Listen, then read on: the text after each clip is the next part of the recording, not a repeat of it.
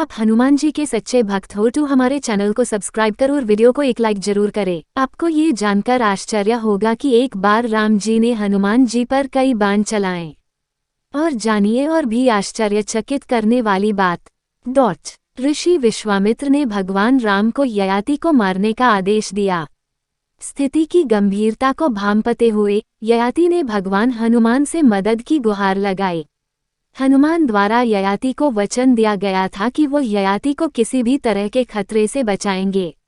युद्ध के मैदान में भगवान हनुमान ने किसी भी हथियार का इस्तेमाल नहीं किया। हनुमान राम के नाम का जाप करते हुए खड़े हुए और भगवान राम के धनुष के बाणों का उन पर कोई प्रभाव नहीं पड़ा। अंत में भगवान राम को हार माननी पड़ी और ऋषि विश्वामित्र ने हनुमान के साहस को देखकर अपने वचन से राम को मुक्त किया। एक बार भगवान हनुमान ने राक्षस अहिरावण को मारने के लिए पंचमुखी हनुमान का एक बहुत ही दुर्लभ रूप धारण किया। अहिरावण रावण का छोटा भाई था जिसने राम और लक्ष्मण का अपहरण किया और उन्हें पाताल लोक ले गया।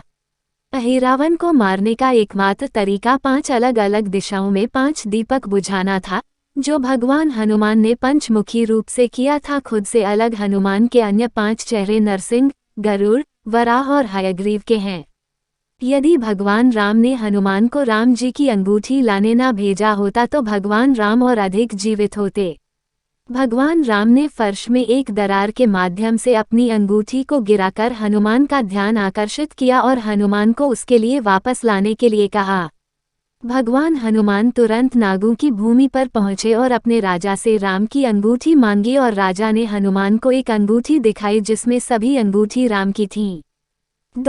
बचपन में हनुमान एक शरारती बच्चे थे और वे अक्सर जंगलों में ध्यान करने वाले संतों को चिढ़ाते थे। भगवान हनुमान के असहनीय कृत्यों को खोजते हुए लेकिन यह महसूस करते हुए कि वह एक बच्चा था, ऋषियों ने उस पर एक हल्का शाप लगा दिया जिसके द्वारा वह अपनी क्षमता को याद नहीं कर पाया जब तक कि किसी अन्य व्यक्ति द्वारा याद नहीं किया जाता। ऋषियों का श्राप किष्किंधा कांडा और सुंदरा कांडा में दिखाई देता है जब जांबवंत हनुमान को उनकी क्षमताओं की याद दिलाते हैं और उन्हें सीता को खोजने और उन्हें खोजने के लिए प्रोत्साहित करते हैं।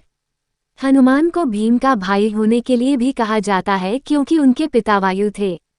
पांडवों के निर्वासन के दौरान हनुमान जी ने भीम के अहंकार को वश में करने के लिए एक कमजोर और वृद्ध बंदर के रूप में भीम को सीख दी।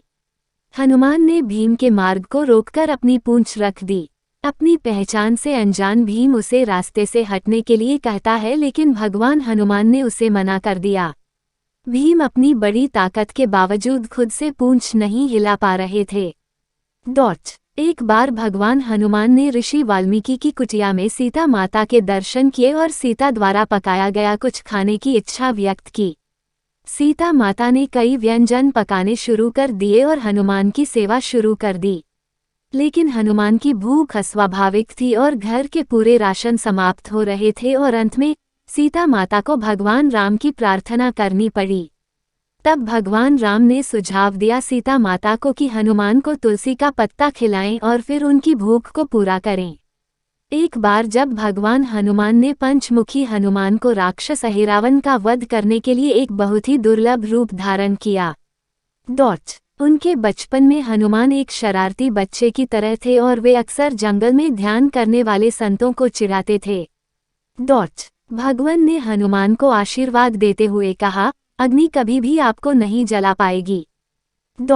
भगवान हनुमान भगवान राम के एक भावुक भक्त थे और भारतीय उपमहाद्वीप में पाए जाने वाले महाकाव्य रामायण के विभिन्न संस्करणों में महत्वपूर्ण पात्रों में से एक थे। भगवान हनुमान की शानदार कथाओं का उल्लेख कई अन्य ग्रंथों में भी किया गया है, जैसे कि महाभारत, पुराण, बौद्ध और सिख ग्रंथ।